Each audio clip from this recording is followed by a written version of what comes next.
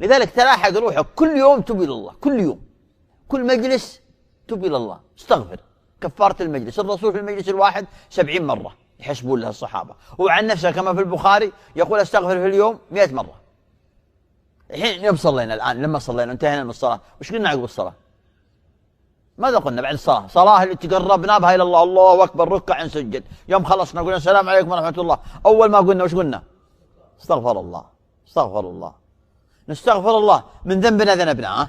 لا، من تقصير طرأ علينا فيما يجب علينا من عبادتنا ووقوفنا بين ربنا، من تفريط في خشوع أو تذلل أو انكسار أو أدائها بحقها وحقيقتها.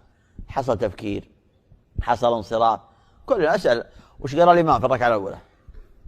وش قرأ الإمام في الركعة الثانية؟ أنت وش أنت دعيت في سجودك الأول؟ سجودك الثاني وش أنت قلت فيه؟ قلبك حاضر في صلاتك؟ هنا نحن نستغفر، ولذلك يجبرها النوافل، تجبر هذا التقصير اللي حصل في الصلاة.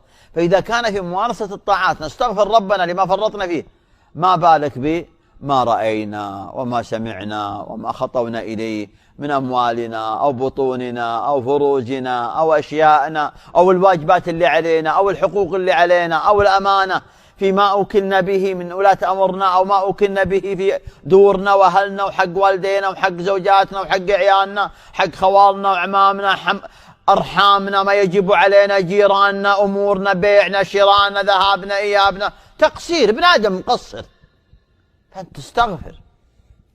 ولذلك إذا شفت روحك ما تستغفر ترى ما انت على خير. إذا شفت نفسك ما تستغفر ما انت على خير. يخشى أنها استدراج عليك من الله عندما ترى النعم والخيرات عليك.